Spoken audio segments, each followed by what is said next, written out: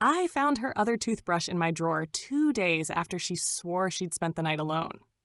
It was dark red, not the toothbrush she normally used at my place. The bristles were new, untouched. It was tucked in beside mine like it belonged there, like someone else was sharing the space I thought was ours. For a while, I convinced myself it was mine.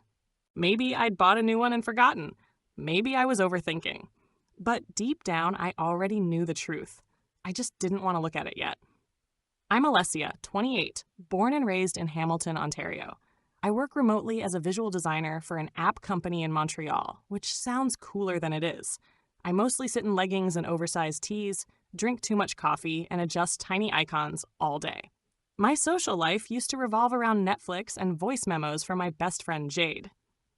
Then I met Martina. God, Martina. We matched on Bumble on a Thursday. By Friday, she'd already sent me a playlist. She was tall, brunette, a little edgy, with tattoos that didn't make sense together but still worked. She worked in music production, mostly indie bands, and lived part-time in Toronto, part-time in Hamilton when she was between clients. That should have been a red flag. But she made it sound so exciting. We started slow. Drinks, late-night walks, her sending me grainy voice notes at 2 a.m. of her strumming a guitar and humming half lyrics. Her presence filled rooms. And when we kissed for the first time in my kitchen, pressed against the fridge, hands tugging at belt loops, I thought I'd finally found someone who saw me. Martina was always hot and cold, though. She'd be all over me for days, then disappear into studio sessions for entire weekends. I let it slide at first. I liked that she had a life outside of me.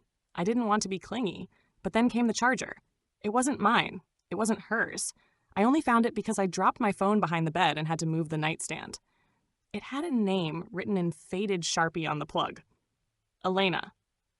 I asked her casually, "Hey, whose charger is this?" Martina barely looked up from her phone. "Oh, probably yours from before. Or Jade's." "Jade uses USB-C. This is Lightning." She shrugged. "No idea, babe. I don't keep track of that stuff." I let it go. I wish I hadn't. That same night, I opened her Spotify on my TV. She'd logged in to play one of her mixes. I wasn't snooping, just bored. But one playlist caught my eye. For Elena, it had hearts. It had our songs. I didn't press play. I just sat there staring at the screen, heart pounding like it was trying to escape. I knew that name. I'd heard it once when Martina got a call late at night and rushed to the balcony. She said it was an ex who couldn't let go. I believed her. Jade didn't.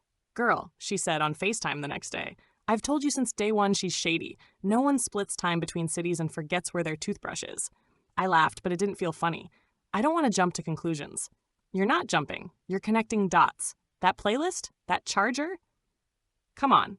Then Jade got quiet. "Wait, do you follow her on Instagram?" "Martina? Yeah." "No, Elena." I froze. "No. Why would I?" Jade opened her app. Her eyes lit up. "I think I found her. Is this her?" She turned the screen. My stomach dropped. A yoga instructor. Blonde. Soft smile. 30, living in Toronto. Bio said, "Healing through movement, she, her. Just breathing my way through life." "Oh my God," I whispered. "She looks exactly like the girl in that picture on Martina's wall." The picture Martina once told me was her cousin. So I followed Elena, quietly, and waited. That night, Martina texted me saying she was swamped at the studio. Wouldn't make it to mine until late. I didn't reply. I checked Elena's story instead. They were drinking wine. Same couch. Same background. Same damn playlist playing in the background. Our playlist. I didn't eat dinner. I just lay there, staring at the ceiling, wondering how long it had been going on, wondering if I'd ever actually been her main person, or if I was just the Tuesday-Thursday girl. The next morning, my sister Bianca showed up with coffee and a glare. "You look like crap," she said, handing me a latte. "Thanks." What happened? I told her everything. The playlist, the charger, the Instagram. She didn't interrupt once. When I finished, she nodded slowly. "You want me to egg her car?" "Not yet." Bianca smiled. "So there's a plan." I didn't answer. I didn't have one yet. But I was done pretending everything was fine. 2 days later, I got a DM from a guy named Nico. "Hey, sorry to bother you. I saw your comment on Elena's post. Are you with Martina Russo?" My heart jumped into my throat. "Yeah. Why?" She's been seeing Elena too. They were together for over a year. I broke up with Elena last winter, found out she was messing with someone named Martina. Looks like she never really stopped. Sorry if that's a lot. Just thought you should know. I stared at the screen. The air around me felt heavy. My hands shook. Thanks. Can you send me a screenshot of anything you have? Just to confirm. He did. It was a selfie of Elena and Martina, taken last weekend, arms around each other. Same couch, same candle in the background I gave Martina for her birthday. I didn't cry. I didn't scream. I just saved the image. That night, I went to Martina's apartment. She smiled when she opened the door. Hey, babe. I held up my phone. She stopped smiling. I'm not here to fight, I said calmly. I just want to know if you ever planned on telling me. Martina opened her mouth, closed it, then said, It's complicated. No, it's not, I replied. It's a lie, and I'm not stupid. She ran a hand through her hair. I didn't mean for this to happen. I still love her, I asked. She hesitated. That was my answer. I didn't yell. I didn't stay. I just walked out and sent the selfie to Elena on Instagram with the caption, You deserve to know who she really is. Blocked them both. Then went home and poured myself a glass of wine. Jade texted, You okay? I replied, Ask me again tomorrow. Tonight, I just want to be done pretending. I thought cutting her off would feel like closure, like I'd walk away and just be free. But if you've ever been lied to by someone you loved, you know it doesn't work that way. Your brain keeps replaying everything. Moments that used to feel warm suddenly feel fake. You start second-guessing things you never questioned before. That's what happened to me the week after I blocked Martina and Elena. My phone stayed quiet. No calls. No apologies. No, wait, let me explain. That said more than any message could. I tried to stay busy. I went to work, cleaned my apartment 3 times in one day, reorganized my spice rack. Bianca came over with frozen pizza and wine and sat beside me while I mindlessly scrolled Instagram. Every post felt like a landmine. At one point, I saw someone post a quote, You don't lose a liar, you just lose the version of yourself that trusted them. I saved it. Read it a few times. Didn't repost it. I didn't want to look dramatic. I was tired of pretending, but I wasn't ready to look like I'd been wrecked either. Then Jade called me on a random Wednesday afternoon. Guess who followed me back? She said. Please tell me it's not your middle school crush. Elena, your girl's other girl. I sat up. Wait, what? I followed her on a burner account last week. She just followed me back, and she's been posting subtle shots at someone. Like? She posted a meme this morning that said, Don't ask me to compete with your backup dancer when I'm headlining. Then tagged a song, Your Girl by Violet Sky. I groaned. God, that's so specific. Right? I think she thinks you stole Martina from her. She's insane. I didn't even know she existed until last week. Exactly. So wanna be petty? I hesitated. What kind of petty? Just information gathering petty.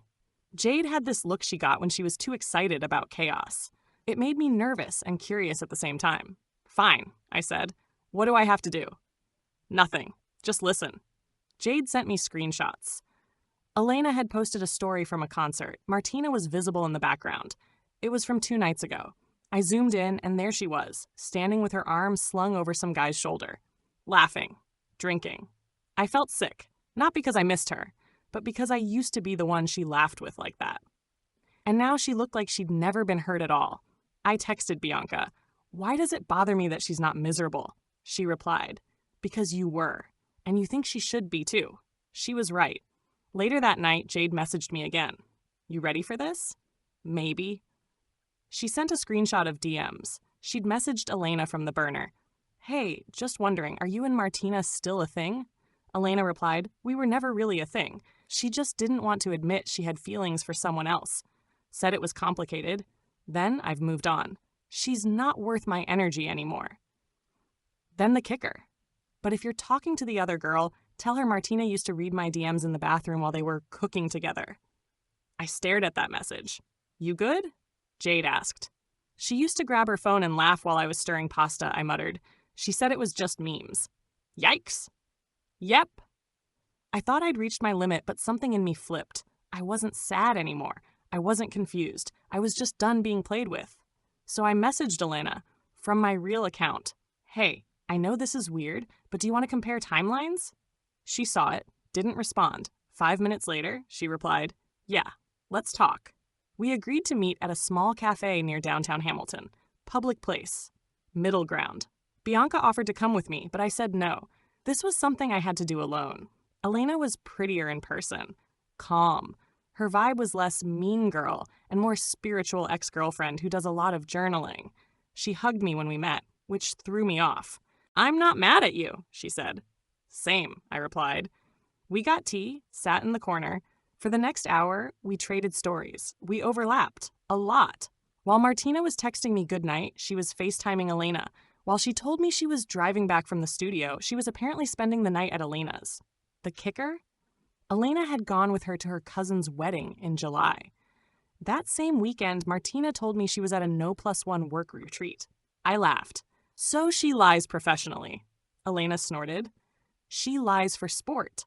But what really stuck with me, what stayed in my head long after that meeting, was something Elena said near the end.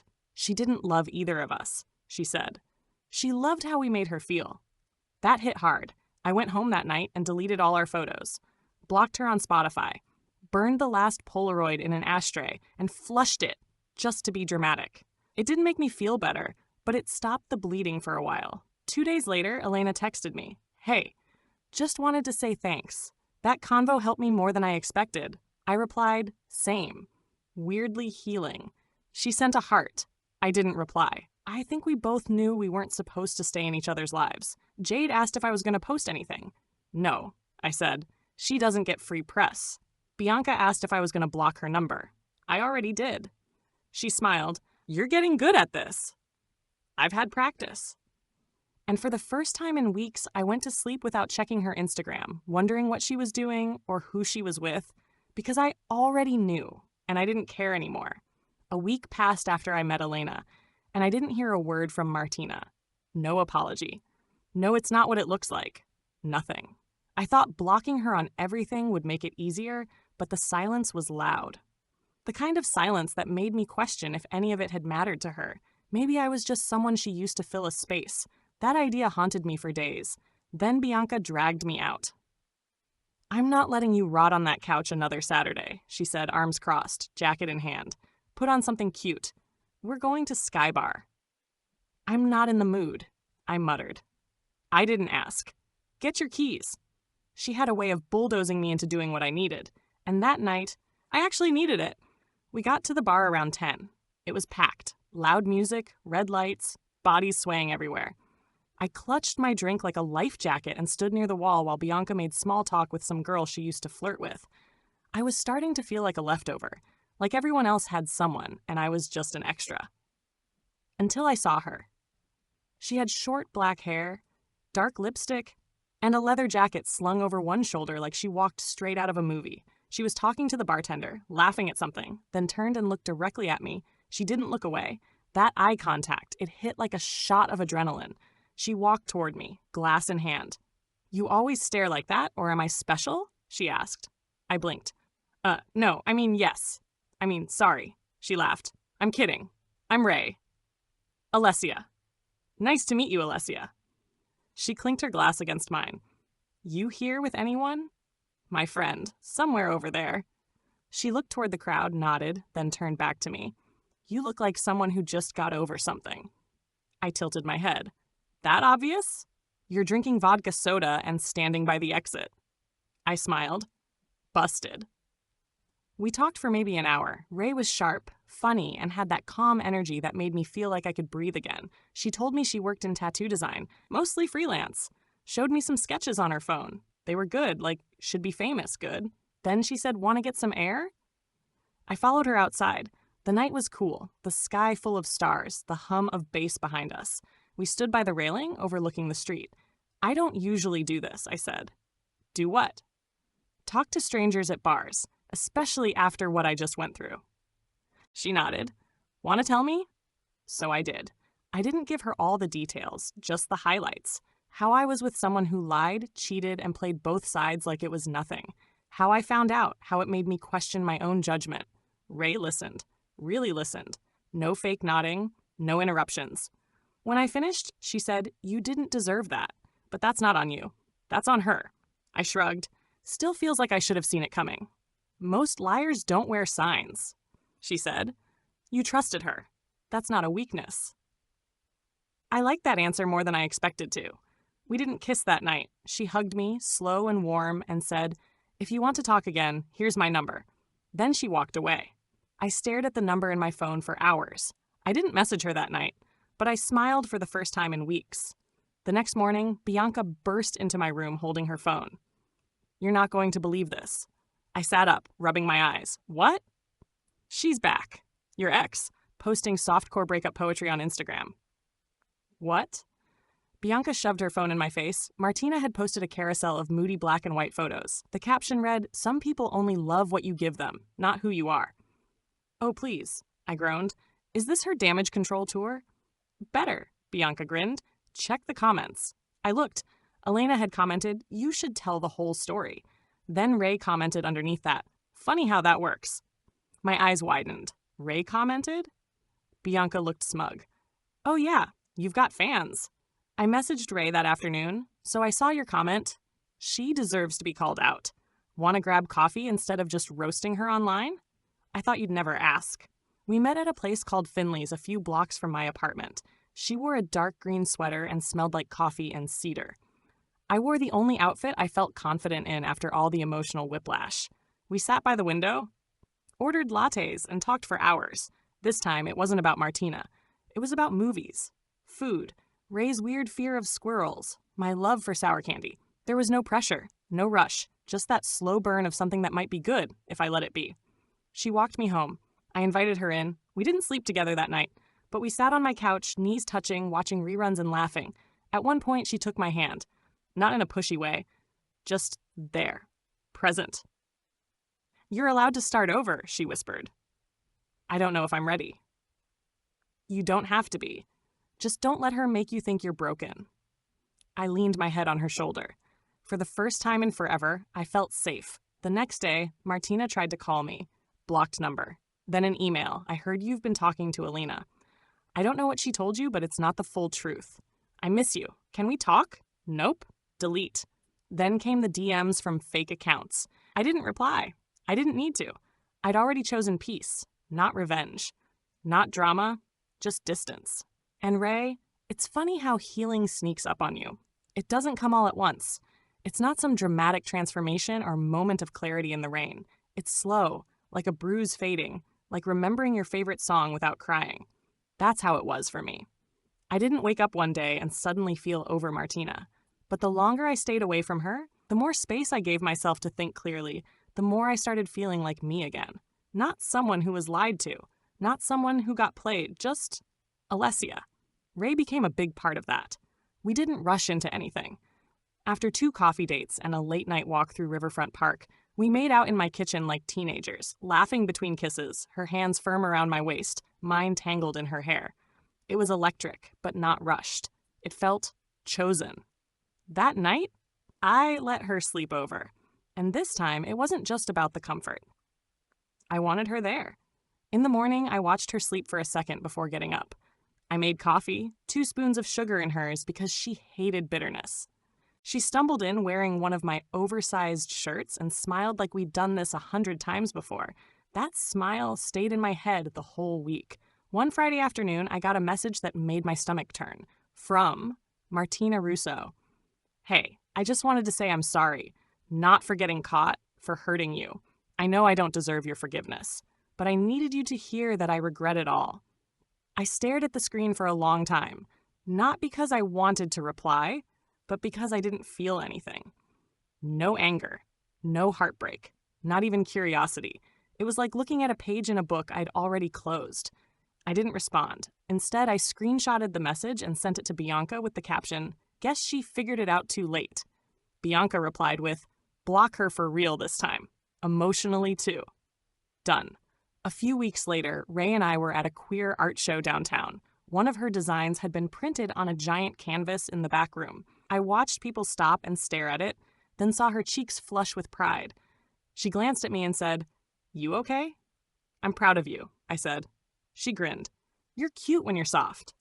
I rolled my eyes, but I didn't stop smiling.